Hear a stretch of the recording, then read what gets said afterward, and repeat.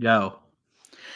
And we're live. What's up, brother? What's up, brother? Okay, anyways, we are live on the Touchdown Tuesday show. Actually, it's not called Touchdown Tuesdays anymore. It is the Touchdown Show. Sorry, I was reading up there. But it is the Touchdowns We're gonna live. That's why we are doing it live on a Friday night. We are doing the touchdowns live. We didn't. I'm gonna say this one more time, and last time I'm gonna say it. We just did not want to be, only on Tuesdays. We want our beautiful faces to be Monday through Friday, okay, or Monday through Saturday, or whatever the case may be. But that's why it is the touchdowns live show. So, with that being said, if you like this content, smash the thumbs up. And if you really like this content, hit the subscribe button because I am 3 subscribers away from 400 subscribers. And my boy Christian Ballard is on his way to 1,500 subscribers. Give that boy a like and a subscribe. It's completely free, by the way. So, how you doing, Ballard of Ballard Sports Media? Man, we're doing good. Like you said, we're trying to hit 1,500 still. Last time I checked, at least, phone's acting up a little bit on the YouTube studio. I don't know where we're at exactly, but dude, we're doing great. I miss doing the show. I miss doing YouTube, and it's just great to be on tonight. And we got a great show lined up. We got a little bit of WWE. I'm gonna let Mayhem take the lead on that. We're gonna do Ballard Sports Trends on Twitter. We will not share the screen because you just never know what might pop up. But I got that here, and let's just kind of run through it, man. We're also going to look at what ESPN has is the top 10 college football coaches for 2024, and also what Fan Nation has put out, a super league in college football. Mayhem, why don't you get us started? For sure. So, you want to go ahead and talk about this Super League that college football. I think the Athletic put it out, but we're going to read it from the Sports Illustrated. Uh, you want to go ahead and read that because we all know you're a much better reader than I am, and we can react to it. For sure. James Parks put this out just yesterday on SI.com. College Football HQ, Fan Nation. Here we go. College Football Super League being proposed as a report. In the midst of a major change around college football, some sports leaders are proposing a complete page one rewrite of the sport. Amid some already historic changes around college football that include major conference realignment and an expanded playoff format, of course, you guys probably know by now we're going to 12 teams. Some interested parties are proposing another structural change to the sport, a so called Super League, according to The Athletic. The group calls itself College Sports Tomorrow, composed of sports executives, university presidents, and at least one NFL official. It has a plan. Take the 70 most important programs in college football, including every Power Five school and Notre Dame, and name them as permanent members of a national league. And the article goes on. I dropped my phone there, so I apologize. According to the report, this says the perpetual members would be in 7 10-team divisions, joined by an eighth division of teams that would be promoted from the second tier. Now, let me stop right there. What are your thoughts on this so far, Mayhem? By the way, you did say we're going to a 12 team in 2024, and then in This year. Yep. 2025 or 2026, it is already official. We are going to a 14 team playoff. So, I think we're going to have the 12 team for 2 years, and then we're going to go to the 14 team playoff. I think the 70 team super conference thing would be a great idea. Get rid of all conferences, and just play some football.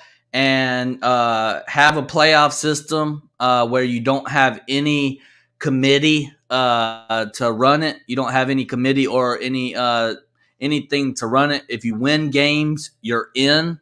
If you have the best at the end of this at the end of this super conference league at the end of the season, you have your top teams in the country, and they go at it in the playoffs, and may the best man win. I like that because the committee goes away, and you go to based off of how many games you won. Are you the best?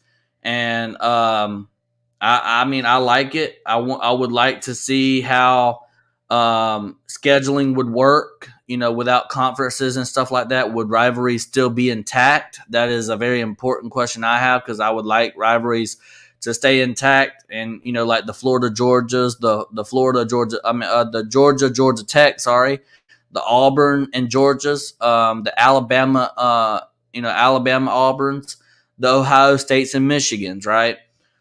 So I would like that to be something that they, if this were to be serious in the future. I don't think this is something, in the near future. I think if this gets approved, I think this could be in the next 10 or 15 years down the road. I don't think it's a 5-year deal down the road. I don't think that, because we still haven't even dipped our toe in the waters of the 12-team playoff or the 14-team playoff. So with that being said, I think they're going to let these 14-team and 12-team playoff run its course before they dip their toe into a possible 70 team Super League. So with that being said, I think it's a great idea. I would love to have a little bit more details about this Super League than what we do at this particular moment. Like, what would the model look like as far as playoffs go? And what would the model look like as far as scheduling goes? And will rivals be protected? And I mean, just a bunch of questions that we don't know right as of right now. And I would love to, have all that planned out and possibly take it to the football gods and see what they say. So let me go back to this article here and read a little bit more. So there's a certain group that kind of put out the Super League term and kind of proposed this. The group calls itself, I'm reading again from SI.com. So it goes on to say in this article, and if I already read this part, I mean, I'll read it again. But the group calls itself College Sports Tomorrow, composed of sports executives, university presidents, and at least one NFL official. And it has a plan to take the 70, you heard that right, 70 most important programs in college football, including every Power 5 school and Notre Dame, and name them as permanent members of a national league. Then there's a quote. I won't get into that. Well, I don't know. It says the perpetual members would be in 7 10-team divisions, joined by an 8th division of teams that would be promoted, from the second tier. Those 50 schools that are ranked in the second division will have the opportunity to earn promotion to the first league in a structure similar to the European football leagues. And it goes on. It says a playoff system would do away with its selection committee, instead promoting the 8 division champs, and 8 wildcard schools from the top tier would qualify for the postseason. Wildcard spots would be determined by records and tiebreakers, similar to the NFL's system. So based on what I just read more on from this article, what's your thoughts, Mayhem? Yeah, so I would have loved to know that information before I said my first statement, but yeah, I think Well, you know now. yeah, so I think the playoff system that they have, I knew that they got rid of in this scenario, they had got rid of the playoff committee, and I like that. I also like the fact that they're going to a similar playoff model with the NFL. I really do like that. I think that is fair. I think that is, they take the top eight team, the division win, the 8 division winners, and then 8 wild cards, kind of like the NFL, as you said. I really like that, and it would be really interesting to see about the getting regulated into different teams getting regulated back and forth to Division 1 and Division 2, like the European soccer. Yeah, that is interesting. I would have to do a little bit more research on that because I'm not a great soccer fan. I'm not even a soccer fan, so I would have to do a little bit more research on how that would work. But as far as what you just said, I love it. I'm still, have questions on, are they going to keep rivals in college football? I think that's a must, because without rivals in college football, what are you doing to the sport of college football? So yeah, I like the idea. I think they should, take it up to the football execs and see what they can do with it. Like I said, I'm still going to give the opinion that I think they're going to run its course with the 12-team and 14-team playoff system first before they dip their toe in something like a 70-team super conference. Right now, I think all of the Power 4 and Notre Dame, I think if you add it up correctly, it's about 68, 67 teams combined. They would have to add a few more teams to make it 70. So nobody's going to get left out of the Power 5 or Power 4 or whatever you want to call it. None of them teams are going to get left out. They're going to add some to make it 70. I think that's a great idea. I'm not mad at it. I'm not, and it's just right now it's just a fantasy Super League thing that a group of people has said that they wanted to propose to college football, and I think it's a great idea. So with that being said, yeah, that's my opinion. It's a great idea, and yeah, it's a great idea. I don't think ideas like this, that's not what ticks me off. What ticks me off is if they actually go through with something like this, because I'm kind of a traditionalist with college football and athletics and everything.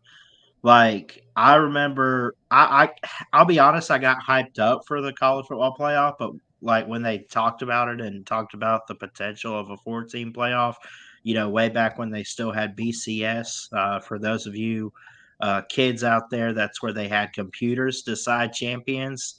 And um, but it's still like the playoff came around and I was okay with it. So and now I'm at the point where I'm kind of embracing this 12 team. I thought it should have been 8, but 12-team playoff, um, I'm kind of over it to the point like I've just accepted it and I'm ready to see how that gets going. But I would say this, if we get to a super league in college football like we're talking about tonight, I don't know if I could ever accept that. What about you? I mean, Ballard, college football has changed. I mean, think about the 1800s. They didn't even have computers. They didn't have nothing. They just had, football. Football. They had the pigskin. The pigskin looked a whole lot different than what it looks like now. It Yeah. was more of a It was kind of oval, flat, you know. and I think it was more of a rounder oval shape, if I'm not mistaken. But the football itself changed in a lot of ways. Even it's still changing now. Back in the 1800s, all they did was have 4 or 5 teams go at it, and then that one team was your champion, and then it grew and grew and grew in the 1900s. They didn't even have like face mask back in the day. I mean, they just had a helmet, and then so football, football has changed tremendously. Whenever I think about the landscape of college football, yes, me and Ballard are close in age, so as we know it, I remember the BCS era, and I remember it very clear, where computers made the champion. But I also was told that there was a time before the BCS era where there was multiple polls that named multiple champions, and you had multiple national champions, and now we kind of fight over, well, who's the real champion. And you will never know that. So, Bama claims 18 national titles, but do they really have 18 national titles? That's a debate for another day. But, I mean, we know that they got a bunch of them, especially with Nick Saban, in recent years. So we know they got more than 10, but do they got 18, right? But that's a different debate for a different day. But like Georgia claims 5 national championships. One in like the 1920s, one in the 40s, no, 2 in the 40s, 1980. We also have the 2021 and 2022 national championships. So, but the NCAA only recognizes 3 national championships for the Georgia Bulldogs, and that's 1980, 2021, and 2022. So I do think that changing college football is supposed to happen. That's what I think. I think college football, changing anything. All right, just take away college football for a second. Change in anything, right, is bound to happen. Whenever you're in your teenage years and you go through this emo phase, right? You're going through this emo phase, and then you become 17, 18, 19. Then you get out of this emo phase, and then you become this country person. You want to be a country dancer or something, and then you get out of that phase, and now you want to be a rock star, right? I mean, I think change in anything that you do. Look at concerts. Look at the movie theaters. Movie theaters back in the day, black and white. TV, black and white. I think change in everything is bound to happen. And I think changing college football is just another one of them things. And I'm all for it as long as it makes the sport better. I'm with you. Great examples, by the way. Oh my gosh. I'm gonna clip that later. I'm gonna have to make something out of that one. Oh man. Wow. All right. So you want to talk about? I know you had something about the top 10. ESPN put a top 10 coaches list. You want to go ahead and pull that up? Yeah, so we'll move on from the Super League, folks. We want to look at this. Was released this early this morning, I guess. Ranking the top 10 coaches in college football for 2024. And we could share screen if you want to here, Mayhem. For sure. Here. Yeah. Look at all these guys. A legend. What a stud. Except for this guy in the middle with his hands up. Anyway, I think going into this list, it should be kind of obvious how you would rank at least Kirby Smart number 1. But I'm looking at this for the first time. So I guess this is kind of a reaction here to see where they have everybody. I think it's obvious that Kirby goes first. But then who do they have? Oh, no. Okay, I got to get your thoughts on this first. I think he should be a couple spots lower, but Kalen DeBoer at number 2. Are you buying that? I'm not buying that. I think Kalen DeBoer is going to do really, really good at Alabama. I said this if you go back to the stream that me and you did when Kalen DeBoer was getting hired at Alabama, I specifically said that I am on the Kalen DeBoer train. So don't come back on this Touchdowns live show and after Kalen DeBoer has a little bit of success, don't come back to me and say I told you so, because you ain't told me nothing. Okay, that's number one. Number two, is Alabama a Nick Saban? Heck no. No, he's not no Nick Saban. Nobody's a Nick Saban, okay? Nick Saban is in a tier of his own, right? Kalen DeBoer should not be number two. I think this is, I think this is a list generated by, what Kalen DeBoer has on his roster and what he was able to do at Washington. And I guess they said, I guess ESPN, whoever wrote this or whoever came up with this, said, hey, he did more with less at Washington. Think about what he can do at Alabama with the amount of talent that Alabama has. Obviously, they have 4 and 5 stars all over the field. And whenever you look at Washington, they had like a bunch of 3 stars running around and the occasional 4 stars. And you might have 1 5-star in that whole team.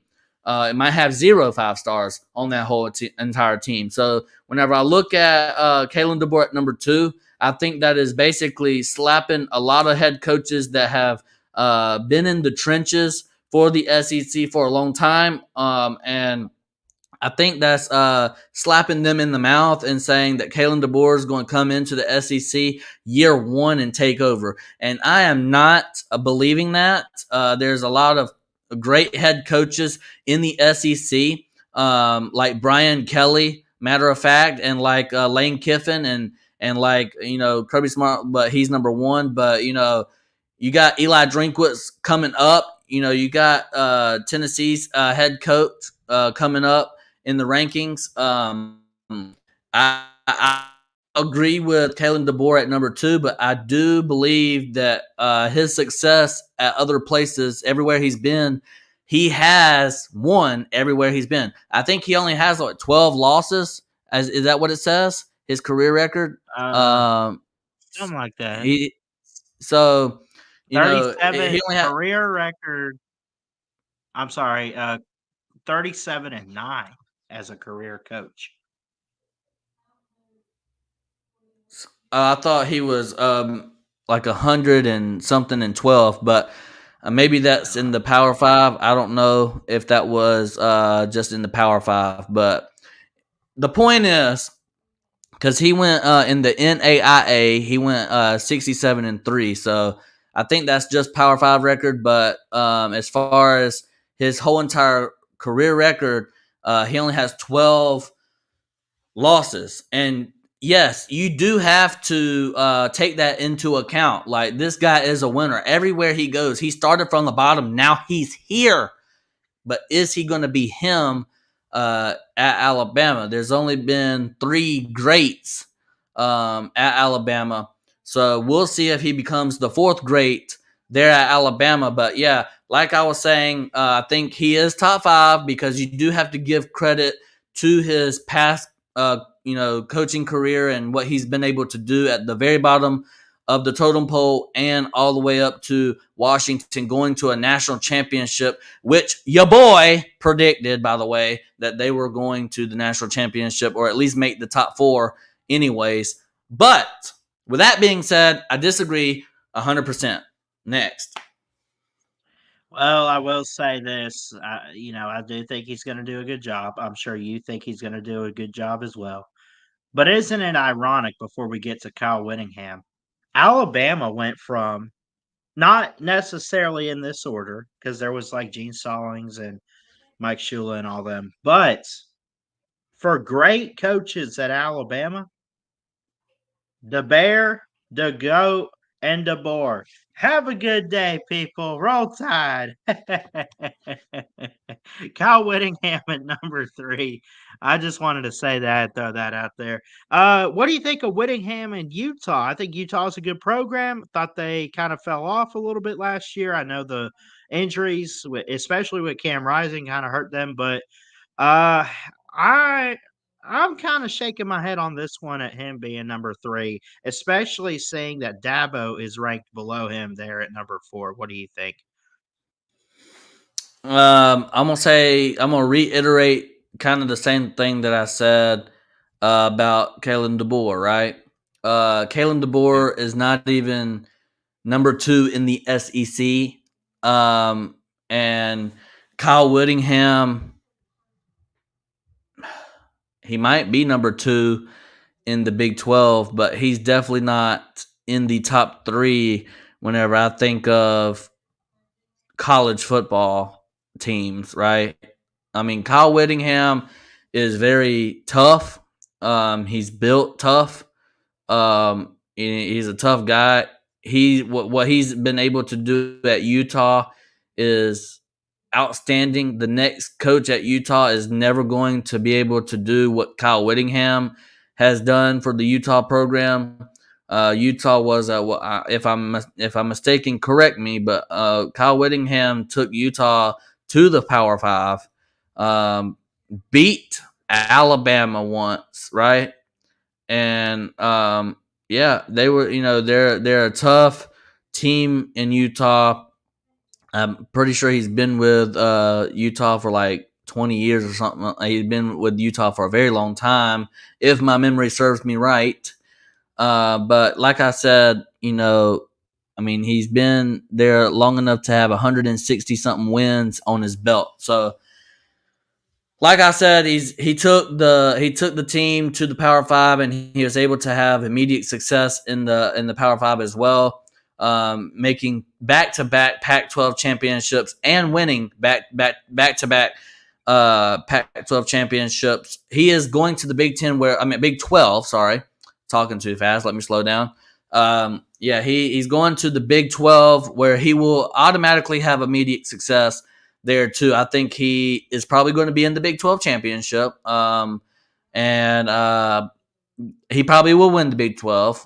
I don't really see the only other team that I could see that comes close as far as competition wise to Utah would be West Virginia in the Big 12. Now that Oklahoma and Texas are joining the SEC, you really don't. I mean, I guess Oklahoma State could make some noise, but they kind of fell off from last year. I mean, they're not what they used to be, especially with their defensive coordinator going to Ohio State a couple years ago. They haven't been really the same, and they lost a bunch of quarterbacks, like one to Spencer Sanders to Ole Miss, and that was one of their best all-time Oklahoma State quarterbacks. And I think they lose that running back to the NFL, if I'm not mistaken. But yeah, man, I think Utah is definitely going to be one of the top tier Big 12 teams.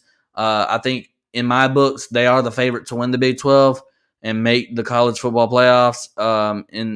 Because if you win your conference, you're automatically in. So, yeah, man. I don't think that this is right either. He is definitely a top 10 coach in football. I wouldn't have him at number 3, though. You want to have him at number 3, but this next coach, would you have him at number 3? I agree with everything you said about Whittingham. Phenomenal winning head coach. I'd agree that he's probably not top 3. Maybe top 7 or 8. Maybe top 5. I don't know if he's even top 5. I think that he's got to do a little bit more. I think he's got to get over that hump and win a title and everything like that. But we'll see what he can do this year. Now, top 3. The next coach we're going to look at here is the one and only, that boy, Dabo Swinney. Is he ranked too high, too low? He does have 2 championships over Nick Saban.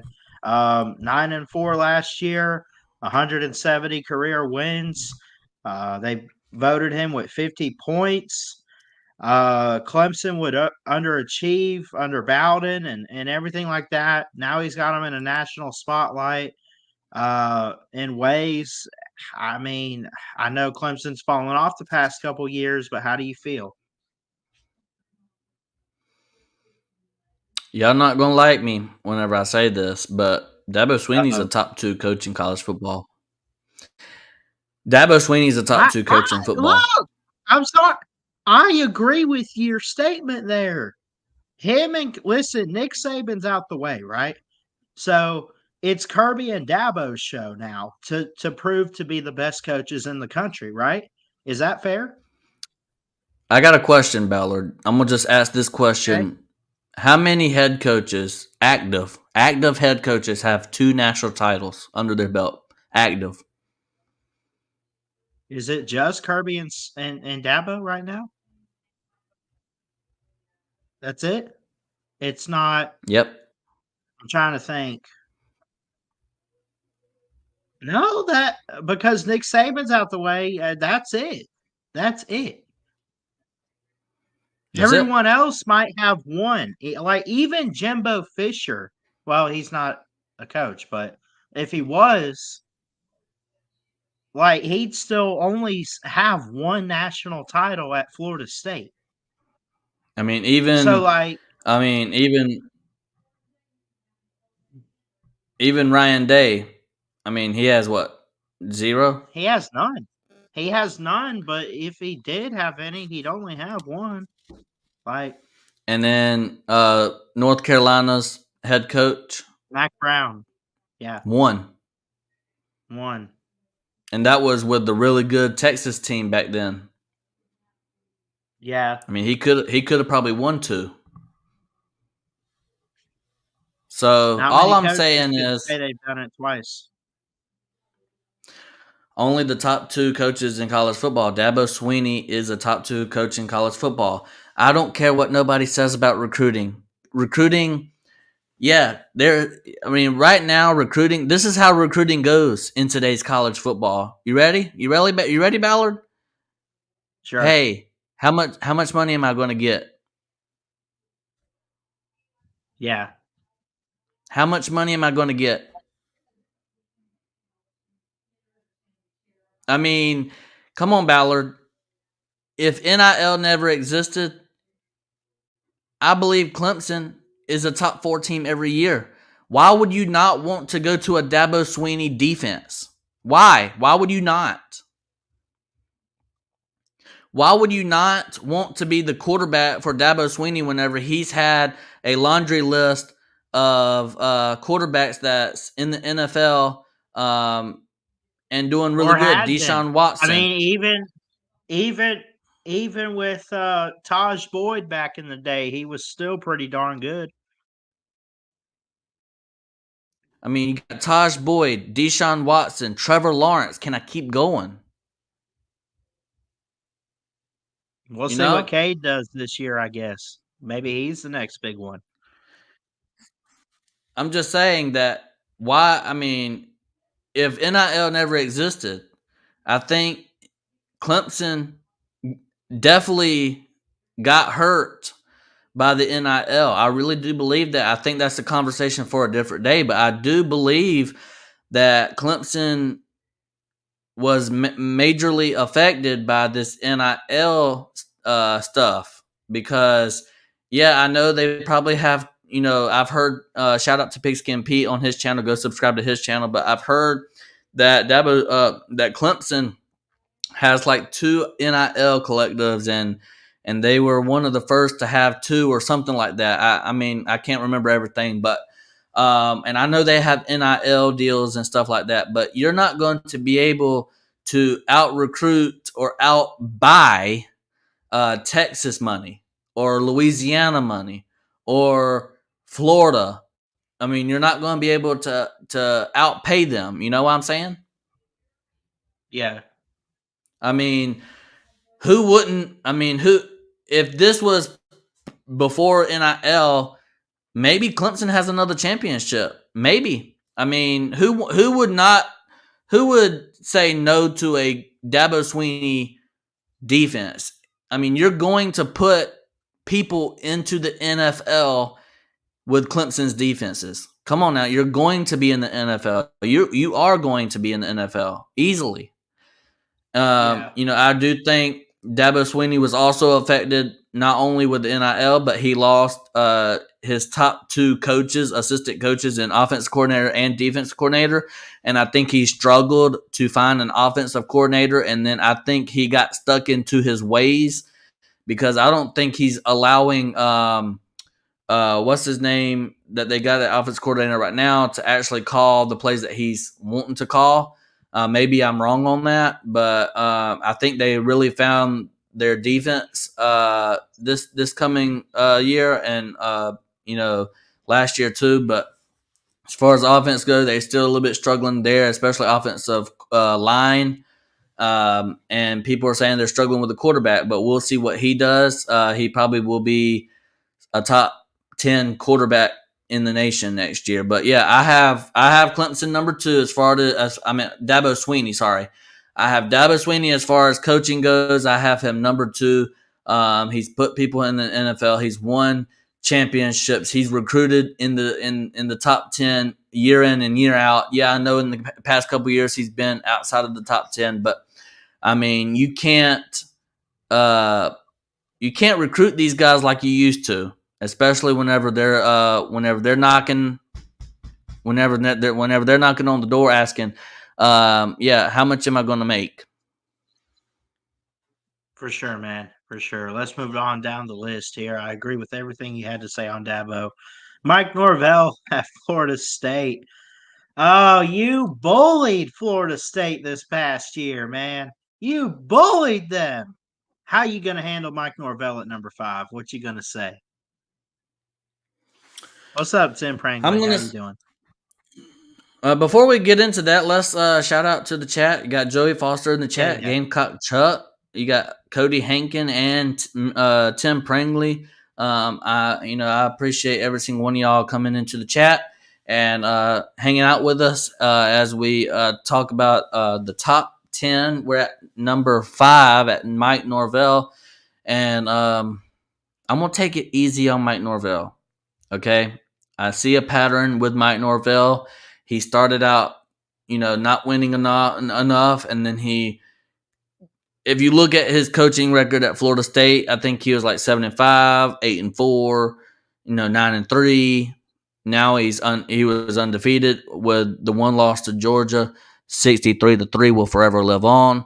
But anyways, that's a different topic for a different day because I can go on for 20 minutes about that, and I feel like I'm going on and on even now. But anyways, as far as Mike Norvell goes, I see how he's been able to maneuver at Florida State, that he's making Florida State great again. He's pretty much the Donald Trump of Florida State. Okay, make Florida State great again, and so I think he's better than I thought he was going to be. He's also diving into NIL really good and fancy. Just like everybody else is, that's not bad on his part. I do think that, his team and Mike Norvell is doing a really good job with navigating the new things that college football offers. And I think he's doing a good job with that. And also he's doing a good job with coaching up his team. I give him props. He's a lot better than I thought he was going to be. But Florida State's not going to go undefeated this year, and Florida State is not going to be as good. I want to see how Mike Norvell does whenever he loses a bunch of people like he is going to this season. I want to know how he overcomes that adversity, because it seems to me that Mike Norvell cannot handle adversity. Hey, Florida State fans, hold on. Let me cook. Okay, let me cook. All right. Mike Norvell, whenever he went undefeated, and people believed that he deserved to make the college football playoff, and he didn't make it, and him as a coach did not gather his team together to play Georgia in the Orange Bowl. And I don't care what you say, Georgia, their team came to play. There's a ton of Georgia players that entered the draft that played in the Orange Bowl, so don't hit me with that, because that's kind of gross that you're going to hit me with that. Well, they were getting ready for the NFL draft. I don't care about that, right? Georgia players, they stuck it out and they played, and they came to play in the Orange Bowl, which was a New Year's Six bowl game, which this year's going to be a playoff game. But whenever I think about Mike Norvell, he was not able to overcome that adversity. So my big question is he going to be able to overcome adversity whenever things get tough? Like this year, he's losing a lot of talent to the NFL, and he's losing a lot of them transfer portal players that he grabbed.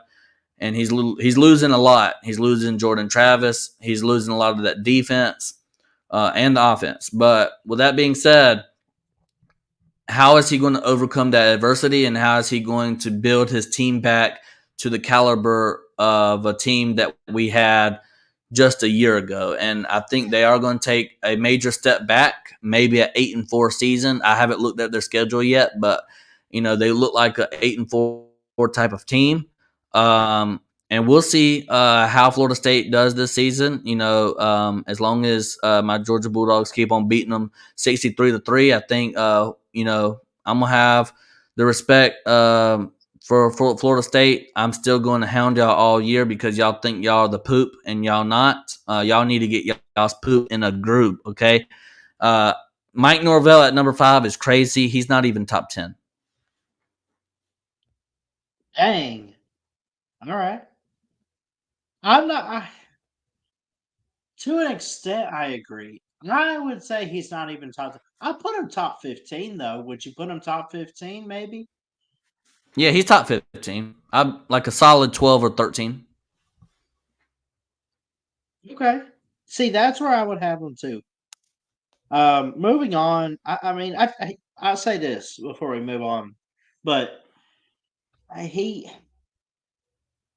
you have to admit, though, the downfall that they had with Willie Taggart before Mike Norvell got there and the way he's turned it around is great. But at the same time, I'll tell you this, that blowout loss to Georgia, there's no reason that should have happened. Oh, Georgia's that good of a no, they're not. They're great, but they're not good enough to where they just blow out anybody on the field. Florida State got their butt whooped that night. No offense to your dogs there on that comment, Mayhem. I mean, there's just I totally agree. And Florida State fans are going to come into the comment section talking about, well, they had 27 people opt out of this game. Okay, Georgia had see, by the way, y'all did not have 27 players opt out for the NFL draft. Y'all had 27 players to get all total as far as going to different teams, like entering the transfer portal and going into the draft. But if you talk about players that just sat out for the NFL draft, y'all did not have 27 players. Y'all probably had like 8 or 9, maybe 10 players sit out for that game. And so did Georgia. Okay? And Georgia, our team, I agree with you. We're not 60 points better than Florida State. I don't care what team you trot out there. But that just goes to show you that the adversity that Mike Norvell... Last year's Michigan team was blowing out everybody. They're not sick. Nobody was 60 points better than Florida State or any other team unless you're a Power 5 team playing a FCS Cupcake High School. Other than that, there's no that was the worst bowl game I had ever watched. That was worse than the slaughtering of TCU in a national title. That was sad. That was pathetic. And I can't believe Florida State even got out of bed that morning. But that just goes to show you about my statement I made. I feel like Mike Norvell has some adversity to overcome this season. He had a lot of adversity to overcome whenever he did not make the playoffs this past season, and then what did he got a butt spanking by my dogs 63-3 for all that forgot. And this year he's losing probably about a good 20 something players off of his team, off of his roster again. Yeah, I know he's going to get back into the transfer portal and grab some more, and he has a recruiting class coming in too. I get it. I understand that.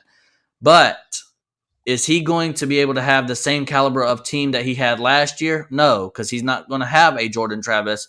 He has DJ Uiagalelei, and we all know he has cement in his shoes. He's not as good as Jordan Travis, so don't even make that comparison. Or I'm just gonna. I don't know what I'm gonna do. You're stupid, okay? Anyways, but let's see about the adversity. I mean, DJ Uiagalelei has adversity to overcome his own self. Going to Clemson, to Oregon State. Now he's at Florida State, so he has a lot of adversity to overcome his own self. His own quarterback has adversity to overcome. Mike Norvell himself needs to overcome adversity this time with losing a lot of players to the NFL or the transfer portal, whatever you may, whatever that happened. But he has a lot of adversity to overcome, and I want to see him overcome that adversity. And that is the biggest gripe I have with him. I think he's a decent head coach. But if you're going to sit down every single time that you don't get your way because you're being a little baby, I mean, you're not a top 10 head coach. Fully agree. Next up on the list here, let's move on past Florida State before we lose our minds, man. Honestly. Dan Lanning of Oregon. Now, this was a target for Alabama. He's staying in Eugene. What do you think the Ducks can do this year, and what do you think of him being at number 6? I think Dan Lanning is a top 10 coach in football. I think Dan Lanning is a better coach than Mike Norvell. I think Dan Lanning is a very, very good head coach. I think whenever I think about Dan Lanning, I think he struggled with Washington twice. That's the only team that he lost to last year. Think about it. He lost to one team twice, and that kept him out of the top 4 because Washington made it. And there's other teams that were ahead of him anyways, but one team kept him out of the college football playoff this past season, and he joins the Big Ten, and I don't think he's scared. He has SEC experience. He knows what to expect whenever he's going into the Big Ten. He's going to have his guys ready. He has got 2 of the top quarterbacks on his roster right now. He's got elite wide receivers all over the field. He's got a great offense in general. He is a defensive guru. He's going to have his defense ready to go and ready to fight in the Big Ten. They're going to be a contender in the Big Ten in year 1 under Dan Lanning, and he is definitely a top 5 head coach. I don't know why they have him at number 6, but he is a top 5 head coach heading into 2024. I'm not saying to swap him and Mike Norvell, but the fact that Mike Norvell made the top 5 and Dan Lanning did not is a disgrace. Remind me, did it even say who wrote this article? Because I don't even remember who wrote this. Was it just ESPN? It's just ESPN. So we don't even know who's behind this. Look, I fully agree 100% with everything you just said about Dan Lanning.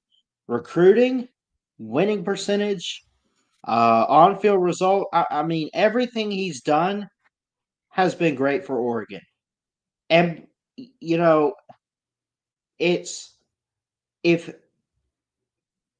Washington doesn't beat Oregon in the rematch and beat them twice, who knows what we're talking about as far as a college football play? We're probably talking about Oregon. Because let me ask you this. Could Oregon have won it all last year if they had got to the college football playoff, you think? Or was it just Michigan's year? Could a team like Oregon have stopped that? That's a good question. Oregon would have had the defense to stop Michigan. I I just, agree. it's one of them things that you'll never know. But yes, as far as team wise and coaching wise, yes, I do think Dan Lanning had the team and the coaches to be able to beat Michigan. But although, hindsight is 2020, right? I mean, we don't know what would have happened. So with that being said, I'm gonna just go ahead and be on the safe side and say I think it was just Michigan's year. I agree with you completely. It's one of those where you never know, and you got to give Michigan the benefit of the doubt that they were just the best team last year. But Washington, Alabama, who else made it last year? Texas, and then you throw in a team like Oregon. Those are great teams from last year. And to be For sure. honest, I've never met anyone that's like an Oregon hater on Dan Lanning or anything, so I haven't heard anything negative. I mean, there's a reason Alabama was trying to make the call to him, but there's also a reason he's not leaving Oregon because he sees potential in his team and his program right now. And I think they're going places. I really do. I mean, people thought they were going to fall off after Mario Cristobal left for Miami. Well, guess what? What is Mario Cristobal doing at Miami right now, and what's Dan Lanning continuing to do for Oregon? And you know what's crazy to say that Oregon has 0 national championships ever? That's ridiculous, man, because they're a winning program. They really are. I mean, look at career record. Look, I know this is And like can his we first make head coach. we make 22-5. That's pretty good for 2 years. right? And I think we make bold takes here on the Touchdowns Live show. We make really bold predictions. And my bold prediction is he's going to be the very first head coach at Oregon to win a national championship. Yeah, and I think he does it within 5 years. You want to bet that? I'm not going to bet that because I agree with you. Okay. Let's move on, man. Let's knock these out here. Yeah, I think he had. Sark, go ahead, real quick.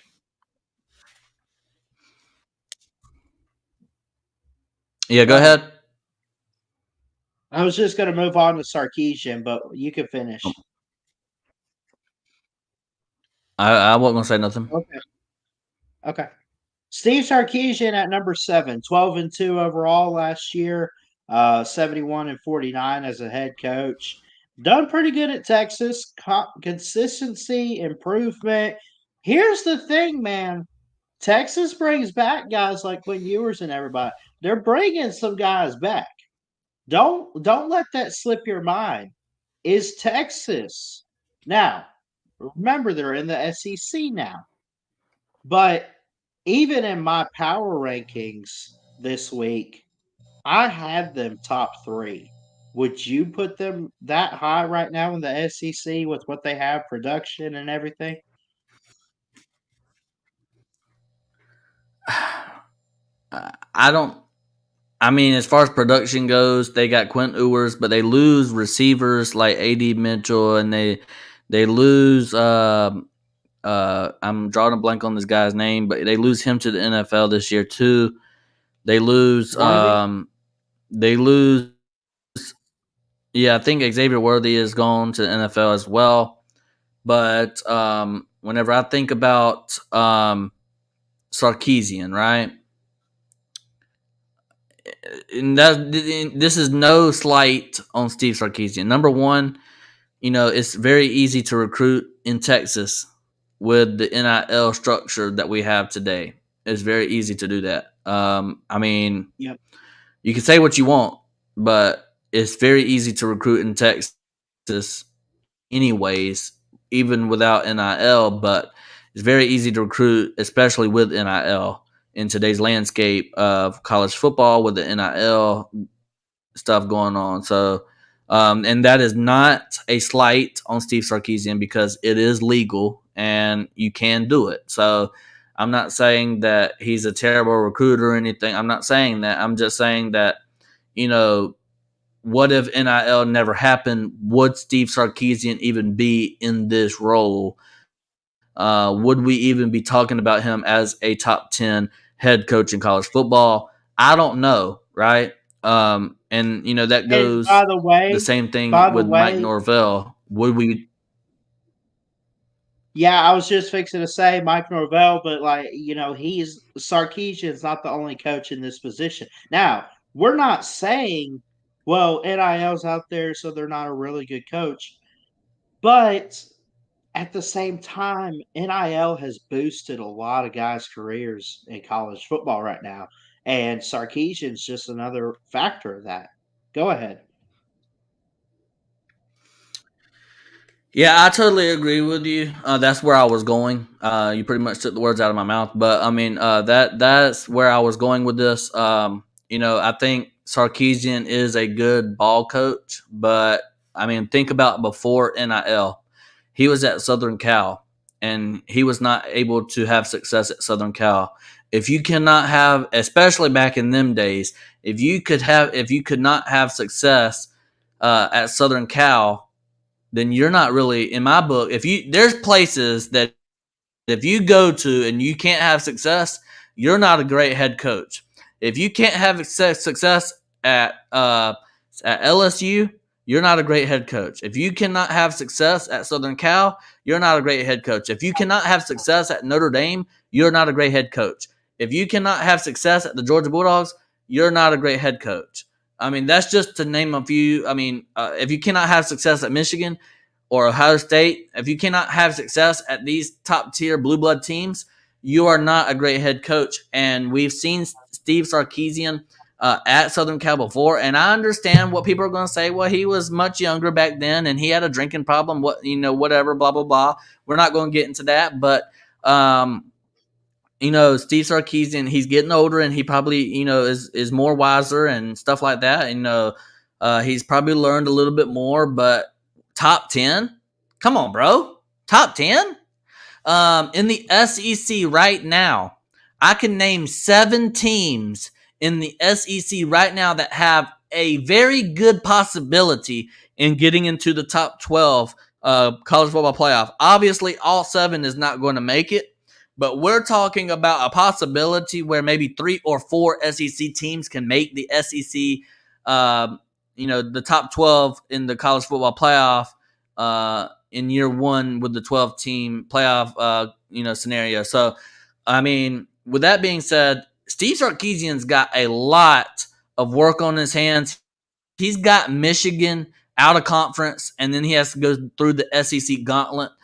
He's going to end up falling somewhere and losing a game that he's not supposed to, and then he's going to lose a game that he is supposed to. My Georgia Bulldogs is going to be 1 loss already. And then maybe a Michigan and maybe another team that he has on the schedule. So all I'm trying to say is he has a lot of competition, and this is the best competitions he's faced since he's been a head coach at Texas. We'll see what he can do this year, and if he makes the 12-team playoff, then I'll probably start talking. Maybe he's a top 10 head coach, maybe he's not. I don't know, but right now he's not a top. He's he's kind of like a Mike Norvell to me. He's not a top 10 head coach, but I would say top 15. For sure. I'm going to step aside just 1 second. The next coach is Lane Kiffin. Just give me 2 minutes, but go into Lane Kiffin a bit here at number 8, Mayhem. Take over. Yeah, for sure. So Lane Kiffin at number 8. Number 1. All right. So there's one person on this list that's not on here that I'm kind of scratching my head wondering where this person's at. I'm gonna keep on going with the list and everything to see where this guy ends up. But Lane Kiffin at 8 is crazy to me. Who's doing this list, and what is this list composed of? I mean, is this who has the best teams coming into 2024? Is that what makes you a top 10 head coach? I mean, what is the criteria? My question to ESPN would be, what is the criteria to get on this top 10 list? because Lane Kiffin's not a top 10 head coach in college football right now. He's just not.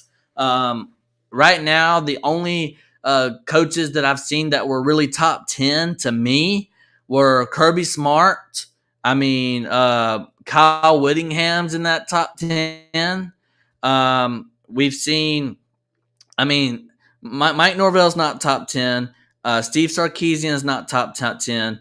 I mean, Dabo Swinney is the top 10. He's top 2. So, I mean, there's only like 3 head coaches on this list, maybe 4 so far that we've gone through that are top 10, but the rest of them are not top 10. I don't know what the criteria for this list is. I would love to have known what the criteria going into this top 10 list is. But, we're just doing a live reaction to the list. So, my reaction would be Lane Kiffin is not a top 10 coach in college football. I mean, that is crazy that anybody would have Lane Kiffin at number 8, or 9, or 10, or 11, or 12, or 13, or 14, or 15, or 16, or 17, maybe 17. I don't know. But he's not a top 15 head coach.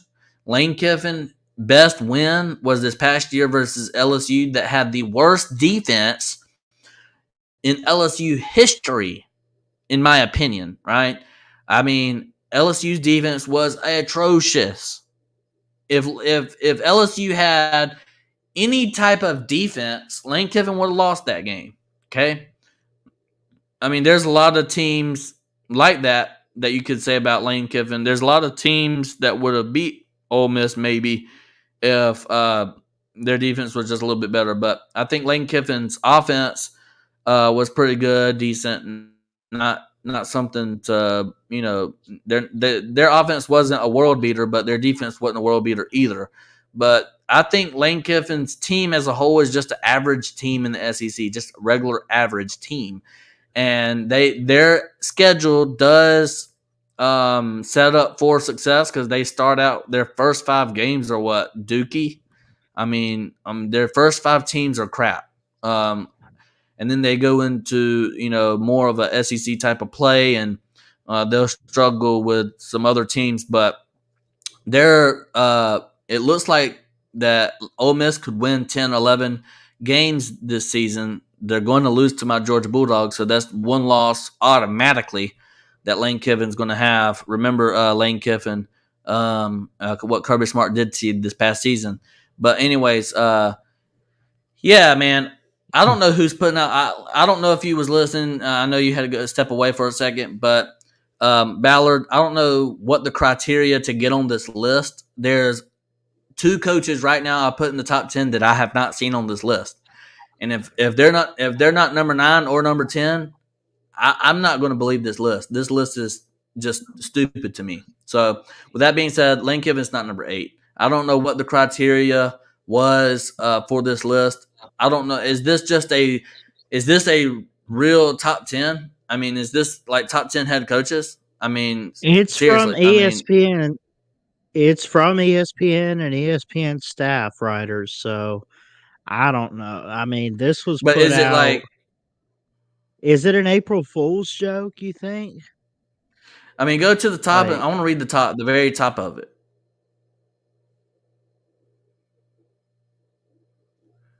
April 5th. It's a late April Fool's joke. Okay.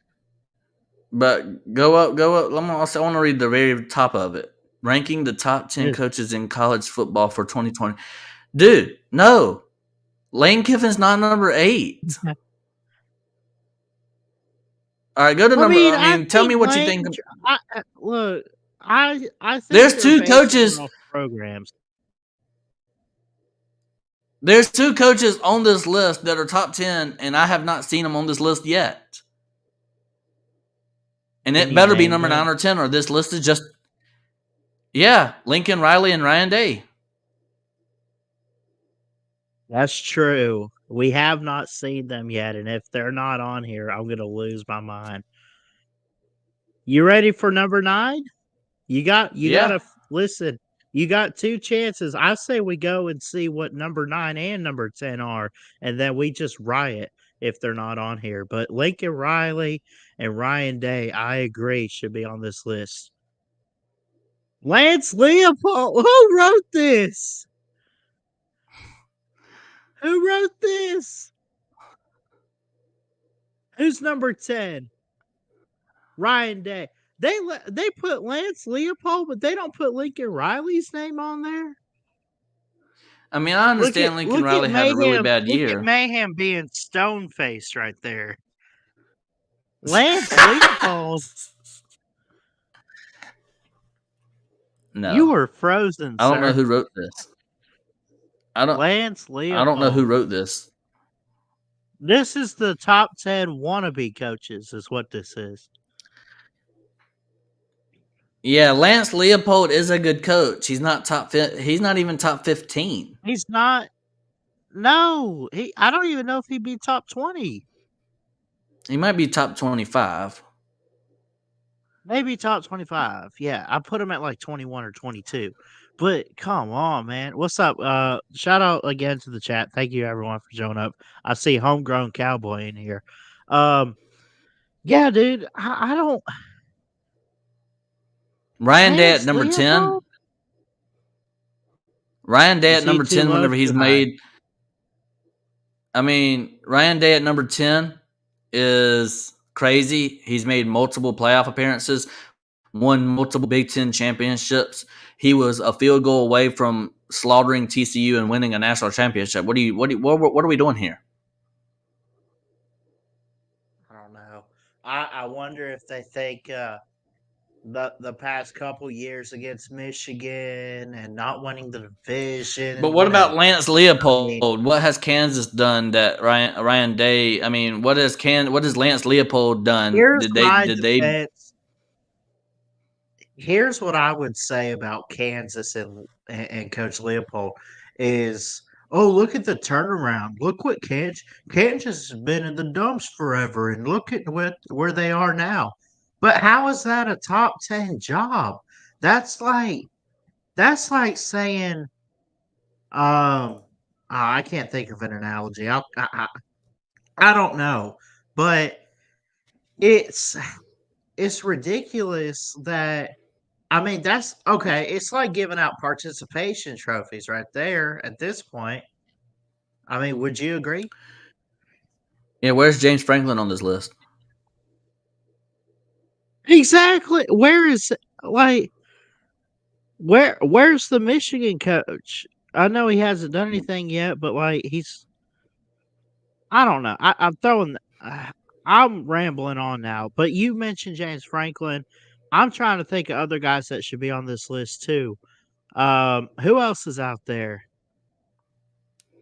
I mean, them three. I would have liked this list if they would have took out Lane Kiffin, Mike Norvell, and Steve Sarkisian and replaced it with James Franklin, Lincoln Riley, and I mean, I guess they could have left Steve Sarkisian on that.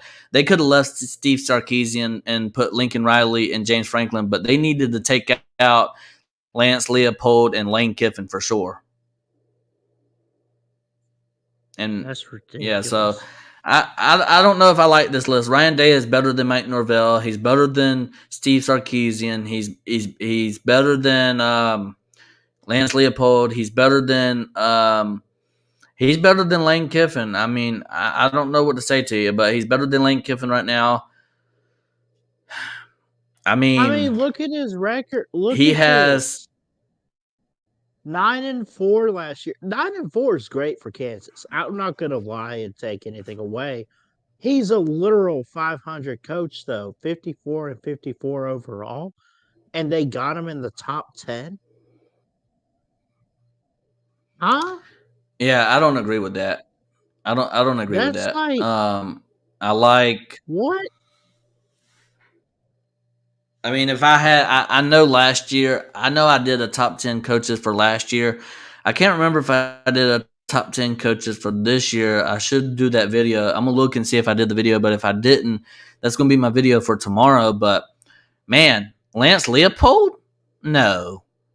I mean, I knew this was going to be a train wreck whenever Kalen DeBoer was number 2 and not. I mean, right now, the top 3 college football coaches in football right now, Kirby Smart 1, Dabo Swinney 2, Ryan Day 3. I agree. Even as an Alabama fan, I And wish it were true about Kalen, but I agree with your top 3. I would even say Lincoln Riley 4.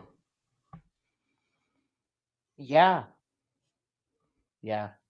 Why let me ask you And this. Let me ask you this. Why, Mayhem, are you not writing these for ESPN instead of these guys? well, number one, I probably had They some. haven't I mean, called I you don't know yet. because pretty much. I mean, listen, I don't know why I'm not on ESPN really because look at Stephen A. Smith, and this is no slight on Stephen A. Smith. I love Stephen A. Smith, right? But has he even been correct out of his whole career? Has he even been correct 50% of the time? Probably not. So, I mean, yeah, I mean, put me on ESPN. Why not? I want to make that bag. But I know for a fact Lance Leopold's not number 9.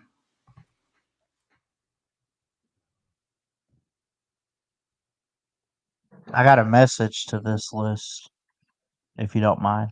Pathetic! You are pathetic! Yeah, I agree with that. But yeah, I think I don't think this list is accurate. Tim Brinkley agrees with me on Lincoln Riley being top 4. I totally agree with you, sir. He probably has him a little bit higher, but I think number 4 is really accurate for him. And I know Southern Cal had a bad year, and we like to poke fun at the Southern Cal man. Shout out to Tim Prangley. He does an awesome job with sorry, I'm drawing a blank, but he does a show on the Voice of College Is it Football. the Trojan Conquest, I think. Right. He does something. I haven't watched it in a while. But yeah, so I haven't watched it in a while, but I have watched it, and wow, Tim Prangley says not top 4 for me. I mean, definitely top 5. I think he's a top 5 coach in college football. He is, and I understand. To Tim Prangley's, he says the defense cannot be pathetic, and until he shows the defense cannot be pathetic, if he can field a top 25 defense, then he's top 5. I mean, I guess I can agree with you, but who do you put? I mean, do we put Brian? I mean, what about Brian Kelly? Where's Brian Kelly? Yeah. Brian Kelly. Right. I mean, he had a terrible defense too this past year, but I don't think that's normal for a Brian Kelly team. I think that's going to be changed immediately. But yeah, man. I mean, I don't really know. I would be lying to you if I could name six coaches that are better. I mean, if you want to put Kalen DeBoer on that list or Dan Lanning above Lincoln Riley, then go ahead. But I mean, Dan Lanning has not made the college football playoff before. Dan Lanning has not had a multiple Heisman winners at quarterback. He has not had. He just hasn't had all the accolades that Lincoln Riley has had yet. For me to, I mean, maybe you could say Dan Lanning's ahead, and maybe you can say Brian Kelly, because Brian Kelly has made multiple college football playoffs and a national championship or 2. But I mean, you can't put him no further down than 6. I mean, you can't. I mean, I think he's top 5 right now. But I would be lying to you if I can say that I can name 10 coaches better than Lincoln Riley right now. Come on now. I mean, I would love to hire Lincoln Riley on my team. Yeah, of course he needs to get better on defense, of course, but I think he will. I think he knows that if he don't get a better defense, then maybe he won't be the head coach for Southern Cal much longer. And I know this is a cutthroat world that we live in, but I mean, Southern Cal did not do good this past year. They lost 5 games. So, but I think they're going to. I mean, they're going into the Big Ten, and they're going to have to learn defense if they're going to survive in the Big Ten. And I mean, I totally agree, but I mean, he's got it. I mean, he's one of the best offensive gurus in the country right now. Yeah, he don't have good defenses, but I mean, he could still win games, and he's overcome a lot of adversity, unlike Mike Norvell's of the world. But I'm standing 10 toes down. He's a top 5 or 6 coach, depending on if you want to put Lanning over or beneath him. That doesn't really matter, I guess, in the grand scheme of things. But I think this list up here, Dookie. Yeah. Do you want to breaking you? Oh, go ahead. What you got? I want to hear the breaking news. What's the breaking news? Iowa's going to the national title in women's basketball. So shout out to those Iowa. girls. Iowa beat UConn. They threw it in with 0.1 second, bounced it off a player, and that was it. So they won by 2. I predicted Iowa in my women's bracket. I picked Iowa versus South Carolina. So we'll see who wins, South Carolina or who do they play? I want to say it's, I don't know.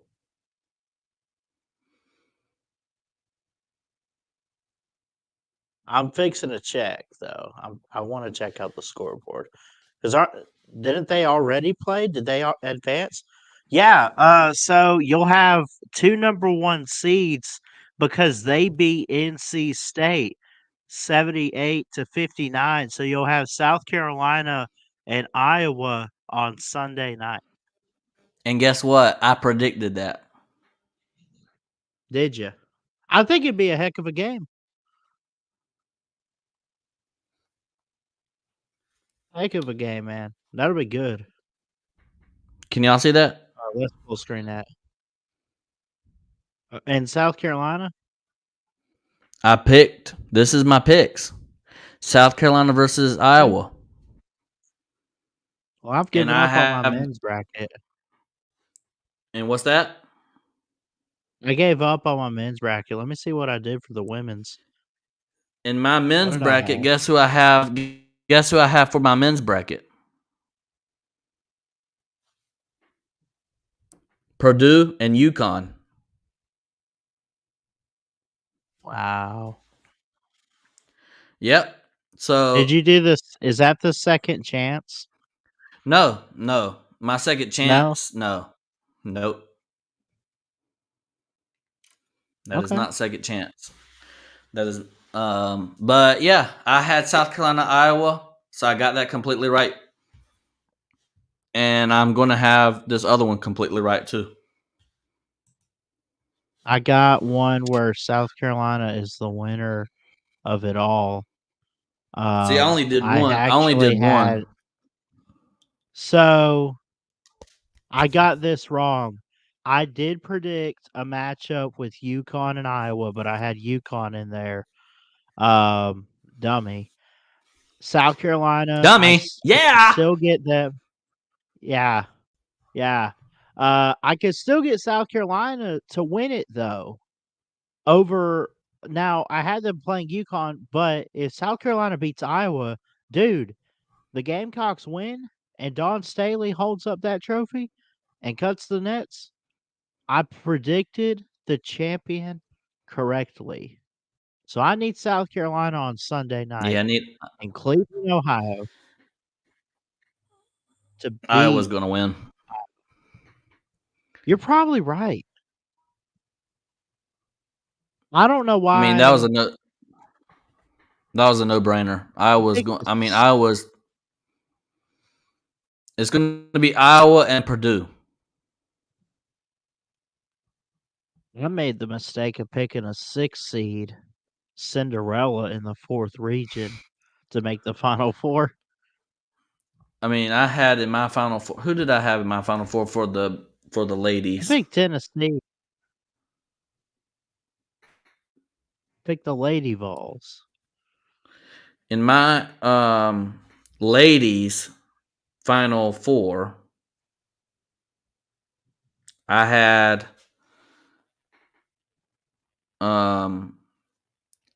Gonzaga, South Carolina, Iowa, and Baylor. Baylor was good, though. I was wrong. It's not bad. I was very wrong. I was very wrong about that, but I did get the 2. I did pick Iowa. I did pick South Carolina. And my total points scored in the championship game, 121. But we have two more segments to get through. Let's go ahead and get through the Ballard trends. Let's go ahead and play the Ballard trends. Yeah. Let's I gotta pull Twitter back up, or X, whatever you want to call it. I gotta pull that back up, and then we'll see what's trending. Wait, I thought we didn't already do that, did we? At the beginning of the show? I thought we did. No. I don't know. I could be wrong. We could do it again. You're wrong. You're wrong. Okay. We had talked about it prior to before the show. Yeah, before the show. Yeah. That's what I'm thinking back to. Okay. Go ahead and play the Ballard trend thing. All right. Ladies and gentlemen, Ballard Sports X Trends.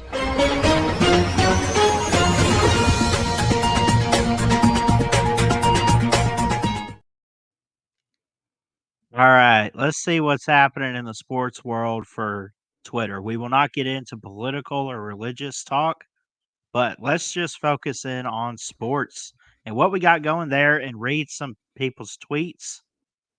Mayhem, you can pull yours up too and obviously give your thoughts. While I'm pulling mine up and getting the sports ready, what are you finding? Yeah, right now, sports-wise, UConn is trending. Caitlin Clark is trending. Here, I want to get into stuff like this that we don't really talk about at all, that me and you have nothing. Oh, I'm not. No, never mind. I ain't doing that. The first thing that popped up for me was offensive foul, and it has to do with this UConn-Iowa game.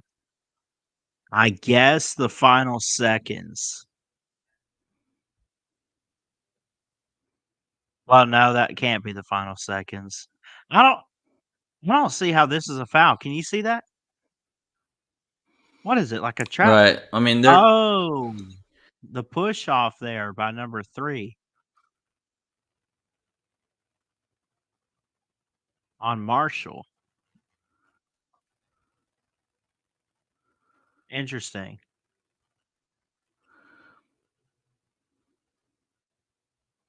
I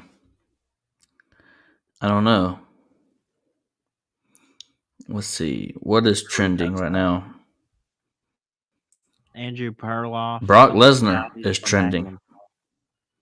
Brock is trending? Yep. Paul Heyman got inducted into the Hall of Fame, the WWE Hall of Fame, and Paul Heyman name dropped Brock Lesnar. You know,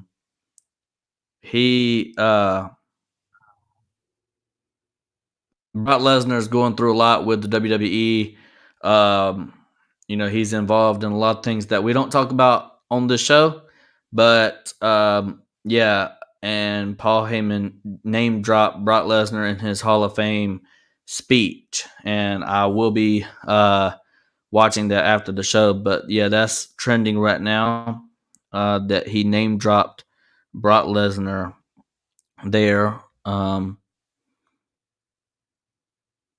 me see.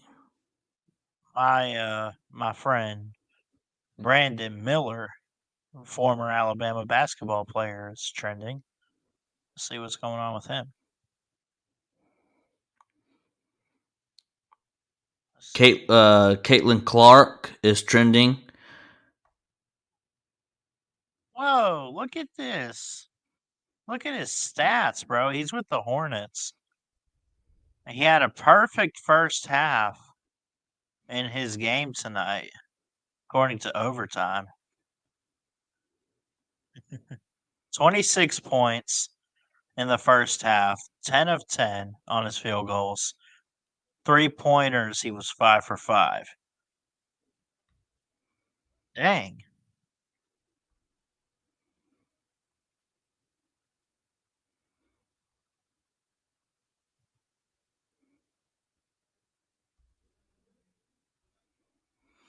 Look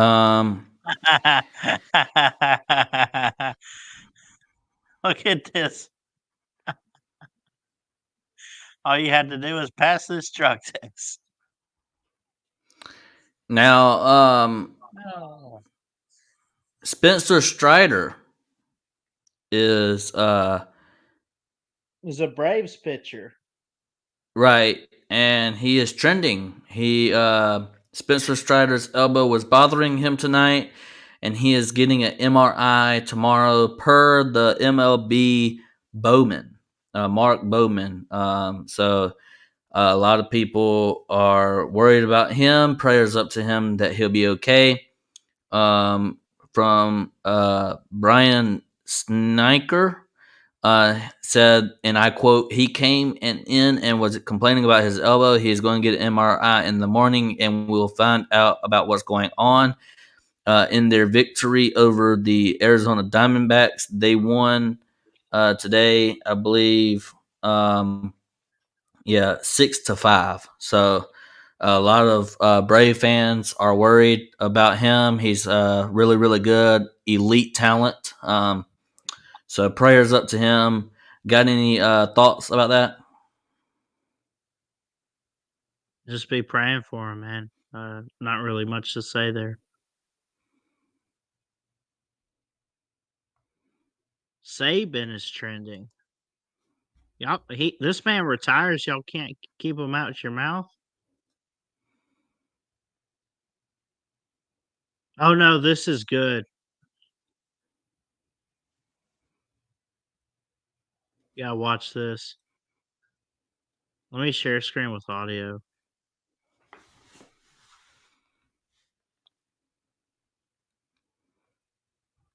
Be happy for an hour each day. If you want to be happy for a day, go play golf. If you want to be happy for a week, go on a cruise. If you want to be happy for a month, go buy a new car. But if you want to be happy in your life, just ask yourself one question. If I didn't show up here today, would anybody miss my ass? Because then you know you accomplished something of significance. If you want to be happy for an hour, The GOAT. I want to talk about something. Okay. Here's something for the news. We can end this topic on this right here if you want to. Taylor Swift becomes the very first music artist. Almighty. Go ahead. Taylor Swift becomes the very first music artist to be worth Taylor Swift becomes the first artist musically to be in the billionaires list. She is now worth $1.1 billion. She is the very first music artist to do that based off of music only and concerts and stuff like that. As far as albums and concerts and stuff like that, she is the very first music artist to accomplish $1 billion and get on the billionaires list. What's your thoughts?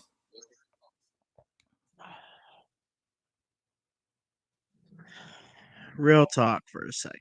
I don't hate Taylor Swift.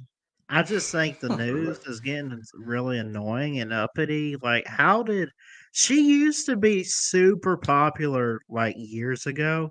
Then it kind of died down, and then she started dating Travis Kelsey, and then she just blew up. Now, Uh, getting to this topic, being worth 1 billion, I'm not shocked by it. But why is it just like it leaves a sour taste in your mouth? Like why? Why a musical artist worth $1 billion in album sales and everything? Is that what you were reading too? No, she's the first person. She's the first music artist to get $1 billion based off of just music and selling albums and doing concerts alone.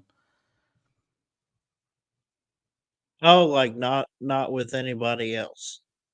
Right, just based off of music, she's the first one to acquire $1 billion. I mean, it's impressive, but at the same time, like it's. But why should I care? Like honestly, if I'm just being open and honest, like who cares? Why so much Taylor Swift hate? I mean, what has she ever done to you? She has had some of the best bangers that we've heard. He has. I mean, come on, man. I mean, the teardrop Oh, on my listen, guitar. I'm not going to I deny. mean, I'm come not on, man. denying I am not going to sit here and deny that she has good music. She has amazing hits. And I'll be honest, every once in a while it comes on the radio. I don't voluntarily listen, but like if I'm scrolling through the radio and it comes on, especially one of her throwbacks, like Cause the player's gonna play. gotta say, I'm just okay. gonna shake it off. Check it out.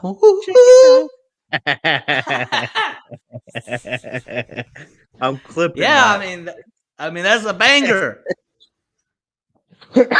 That is Yeah. a certified banger, bro. And also another one. Ready? Did you? Oh gosh, don't get me shut down. What are you fixing to play? No, I'm not. I'm just singing on my own. I mean, my voice is better than Taylor Swift's. You ready for But it? I mean, what about the why you gotta be so mean and a liar Yeah. and pathetic and all you are is mean and mean. Oh, someday I'll be living in a big old city and all your ballad is gonna be is mean. Why does Ballard gotta be so mean? I mean, why? Why do you gotta be so mean? Taylor Swift, she has some bangers.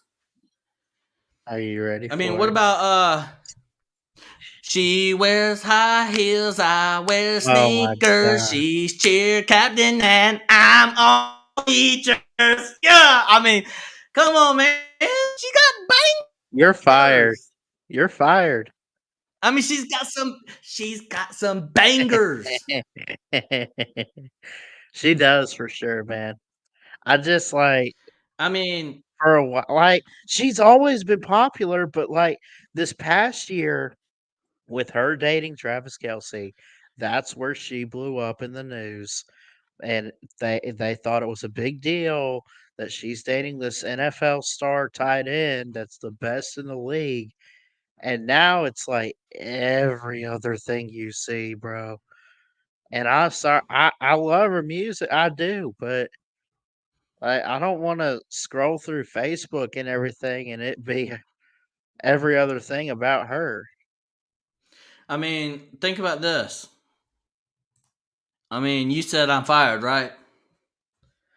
And so did You Amata, know, I was right? just kidding.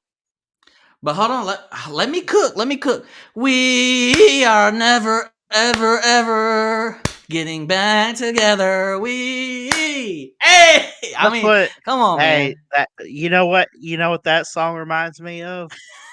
What's that? Alabama trying to call Nick Saban to get him back in Tuscaloosa.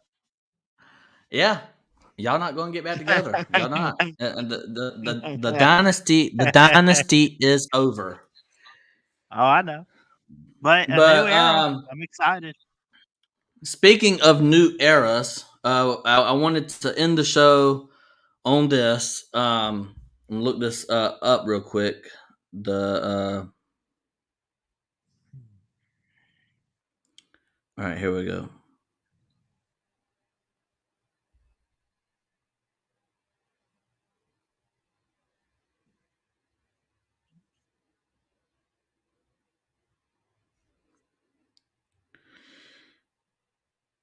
All right. Sorry about the long pause there. Good. But I want to talk about WrestleMania. WrestleMania is tomorrow. Friday Night SmackDown was tonight. They made some big changes to the card. I believe. I think one of the somebody joined the LWO. I can't remember, but anyways, we're gonna go through these the card and make our predictions. If you want to, you can. I know Ballard, you said that you're not extremely into it like I am, but I did want to talk about WrestleMania. It's kind of like the biggest thing happening this weekend as far as ESPN and sports entertainment goes. It's kind of like the national championship of wrestling, and it's a really big event. TKO is the pretty much the owner of WWE now that Vince McMahon is gone. They own the UFC as well, so they merged together. WWE and UFC did. So this is kind of like I believe that it is a sport. It is a combat sport. Yeah, I know that it's predetermined, and some people would say it's fake, but you jump off of a ladder from 20 feet and tell me if that's fake to you whenever you land on your back. Okay, sir? Anyways, so with that being said, I do think WrestleMania is a combat sport, and I think it deserves to be talked about, especially how big WrestleMania is this season with Dwayne "The Rock" Johnson. He played football, as well. He did not get into the NFL, but he pursued a career in WWE, and now he is the owner of a league called the UFL, which is the spring, basically spring NFL football, kinda, like a spring league. And he owns that, and they had a really good first weekend this past weekend. But we're talking about WrestleMania here. You got night one. You got Bianca Belair, Jade Cargill, and Naomi versus Damage Control, which is Dakota Kai, Asuka, and Kairi Sane. Before I get into this, how much do you know, or if you know anything About the WrestleMania? Right. So let me just say this. Really don't know too much because I'm going to be honest. I don't follow WWE as much anymore. And the reason being, I just don't always find the time to watch it. I record them. But I want to get back into it for sure. I got Peacock. I know WrestleMania is coming up. I would love to watch it. I know that, like, the last thing I remember actually seeing was the fight between Roman and was it Jimmy Uso or was it Jay? Which one turned on him? Oh, goodness. Roman versus Jay. Okay. That's been a Jay. long time ago. Yeah, That man. was way before. Yeah, that was before The Rock came back. I gotta and get back before. into it though because I get so caught up in trying to talk college football on here, and then I'm trying to get back into baseball and everything. It's just like it's not my top priority as far as watching stuff. Right, Amada said you should. It's getting good. I'm gonna be honest. I'm gonna make a bold take. This is the Touchdowns show live. This is where we make bold takes, and I'm gonna be honest. This is the best wrestling since probably whenever I was a kid, 07. Since then. So really good, entertaining wrestling. I guess if you want to make a comment here and there, but if you want to predict with me, I mean you can. But I mean if you don't want to, then I'll just really quickly predict these games, and then we can get out of here for the night.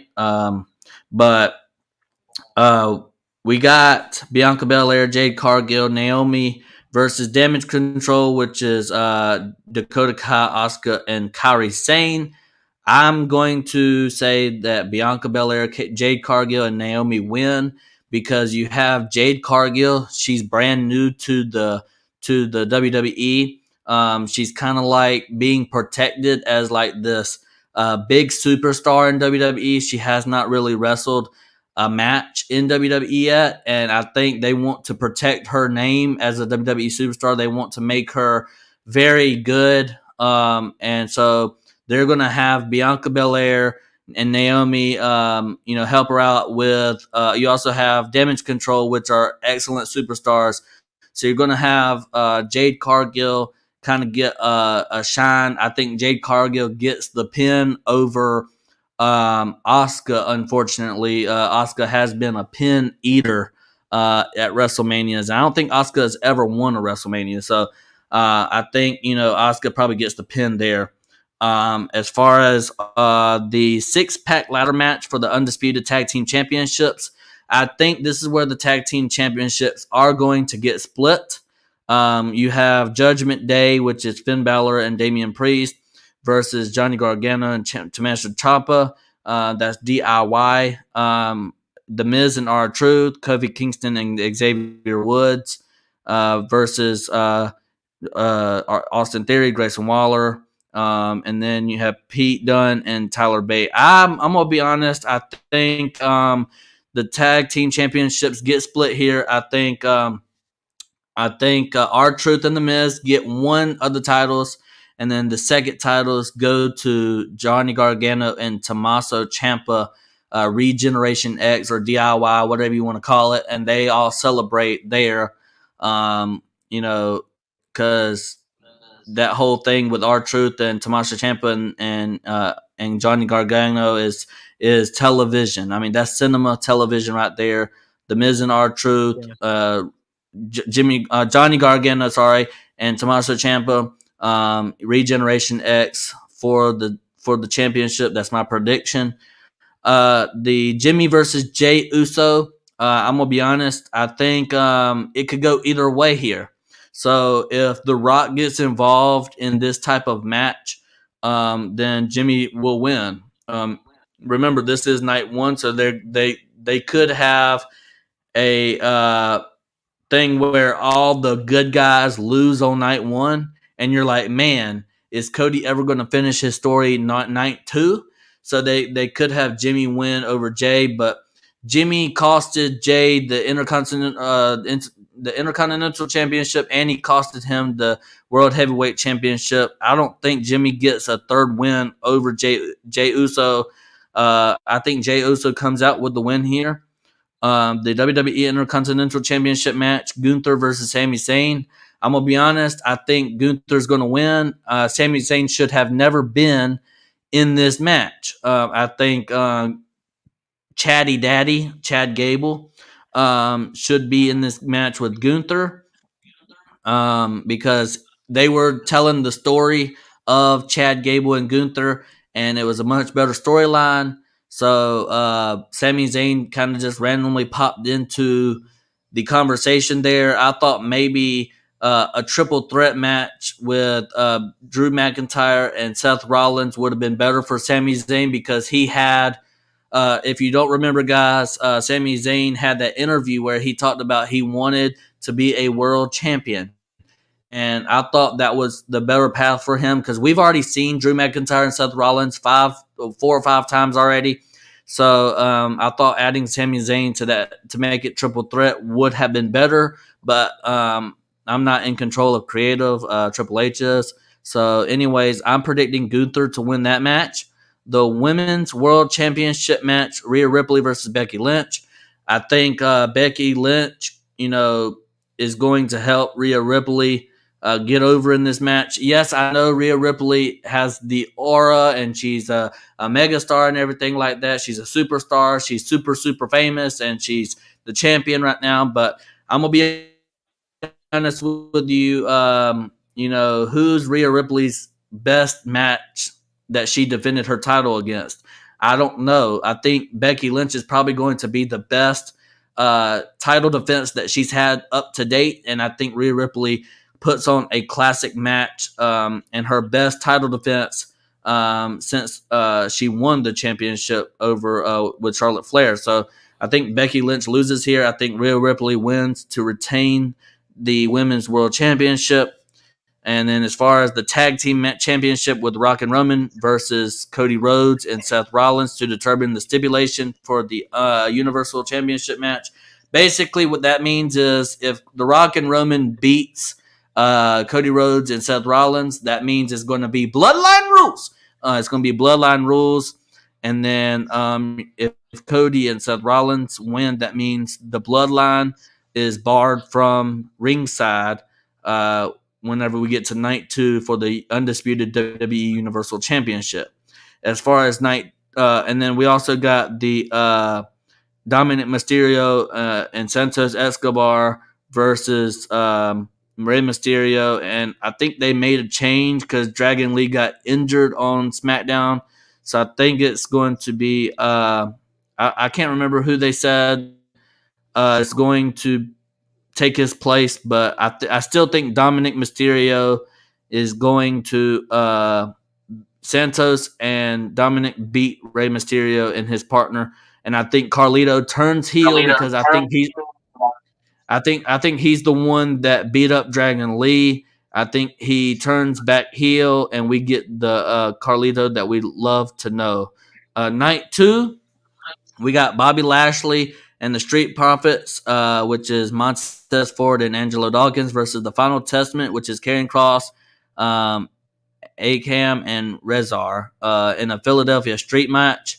I'm going to say Bobby Lashley is going to win. Bobby Lashley and the Street Profits win that one. LA Knight versus AJ Styles. LA Knight's the hottest thing. If you take away the Bloodline saga, if you take away that whole entire thing, who's the hottest WWE superstar on the land right now? It's LA Knight. So yeah. Anyways, LA Knight's going to win versus AJ Styles. AJ Styles is a Hall of Famer. He's a first ballot Hall of Famer. LA Knight beating AJ Styles in a WrestleMania match like this would put the cherry on top for LA Knight to continue, his fandom and all that stuff. And I think it's going to make LA Knight even more popular and more over than he already is. So LA Knight's going to win that match. The United States Championship, you got Logan Paul, Randy Orton, and Kevin Owens. I think Logan Paul retains, but he's going to pin Kevin Owens, setting up for a longer feud, probably with Randy Orton. So Logan Paul retains there. I think the Women's Championship versus Io Sky and Bayley. I think Bayley wins. Bayley needs to win this. I feel like it's a must win for Bayley. If she doesn't win, I'm going to be upset. Anyways, the World Heavyweight Championship, Seth Rollins versus Drew McIntyre. Like I said earlier, I think it should have been a triple threat match with Sami Zayn in here, but I don't make the rules. I think Drew McIntyre is going to win this match. And because Cash of the Castle is coming to Scotland, and Drew McIntyre is probably going to go into Clash of the Castle as champion in his hometown. That's where he's from, Scotland. So Drew McIntyre will be the champion going into his hometown. That'll be a large crowd pop for that town and for the WWE and for Drew McIntyre. So I think the last match is the undisputed WWE World. Universal Championship match. Roman Reigns, Cody Rhodes. Bloodline rules. We got bloodline rules here. I think everybody and their mama is going to show up in this match. And I'm going to be honest. Listen to me, WWE. Listen to me. Stone Cold better come back and look at The Rock and get a few punches on The Rock, okay? You hear me? You hear me? Okay. I'm going to be honest. I think Cody Rhodes has to finish his story here. But it wouldn't surprise me if Roman Reigns, continued to be the Universal Champion here, because Roman Reigns did say that on the A&E documentary that he was going to go away and leave the WWE if he ever lost that championship. So, but I do think that Cody Rhodes has to win here. Come on, Cody Rhodes has to win. It's only right that Cody Rhodes wins here.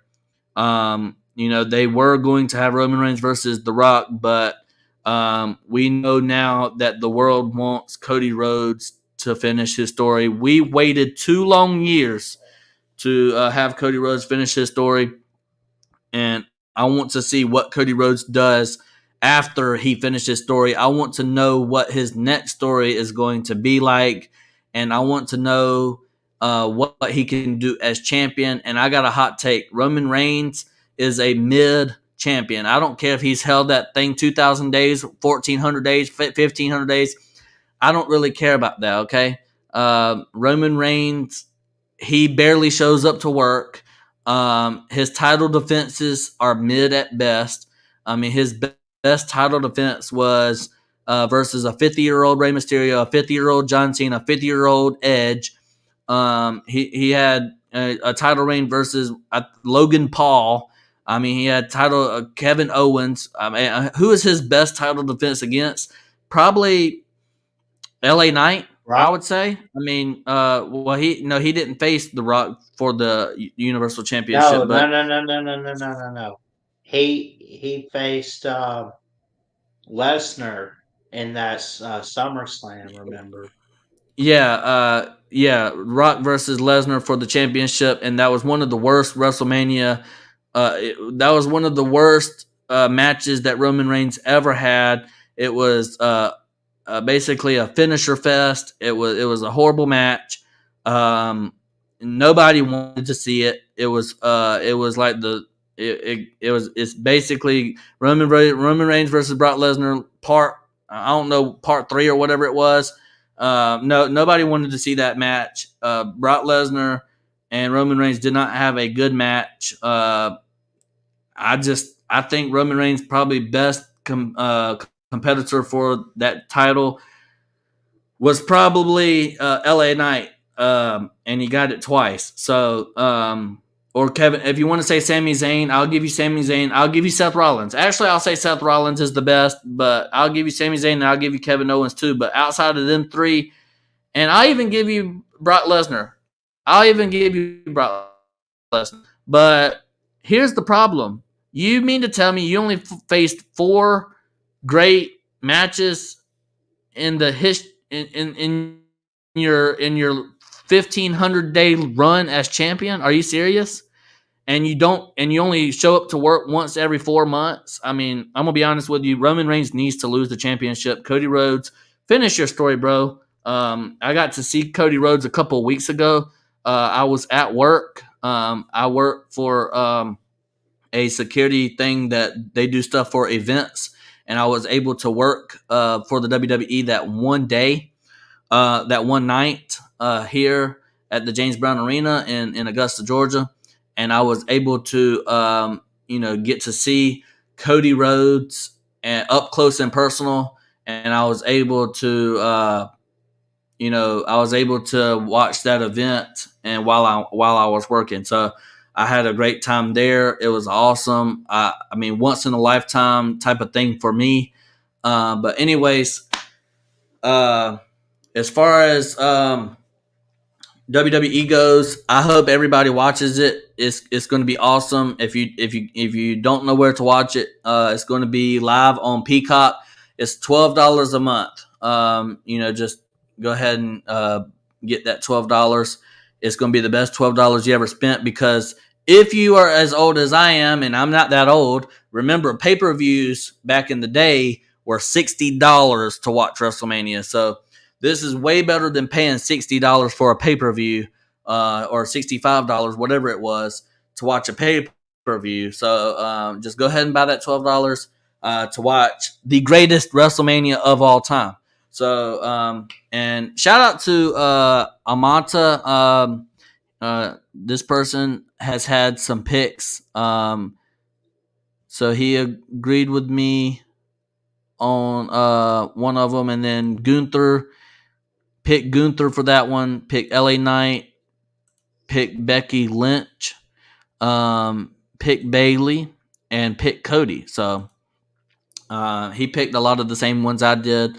Only one I disagreed with was Becky, which I didn't technically disagree because at the end there, but she probably won't. So I picked in my predictions. I picked. I'm drawing a blank. Rhea Ripley. So, sorry about that. She. Sorry, I'm so sorry. She. Get it right, Yeah. man. So I'm sorry. Forgive me. But no, seriously. I'm glad that you tuned into the show. I hope you watch it in the future when we do this. We do this on a weekly basis, Monday through Saturday. Try to catch us. Turn the notification bell on to know that when we go live. A lot of times we do go live on Tuesdays. We changed the name from Touchdown Tuesdays to the Touchdown Live Show because we want to give y'all content, man. And we don't want to only do it on Tuesdays. We want to be able to give you content whenever we have free time. And like today is a Friday. So, Touchdown Tuesdays wouldn't work on a Friday. So Touchdown's live show on a Friday does work. So with that being said, I hope y'all continue to watch and like and comment and subscribe and do all that fun stuff. I will be live tomorrow. Mrs. Amata, right? Mrs. Amata, I will be live for WrestleMania tomorrow. So if you want to tune in and watch my reactions, go for it. If you don't, then I completely understand because WrestleMania is going to be awesome. It's going to be a chef's kiss. My final words is watch WrestleMania, finish your story, Cody, and go Dogs. Love you guys. Thanks for tuning in. And, it being called the Touchdown Show, we can make a new background. I'll try to work on that too. I like this one, but just calling it with a new name, not doing it on Tuesdays as much anymore and doing it when we get a chance, I figured I'd throw that out there. So maybe we'll work on some new stuff for you guys, make it look a little bit better. And yeah, good luck to all the wrestlers tomorrow in WrestleMania. I will be working. So how about them apples? Mayhem. Go to work. Love you guys.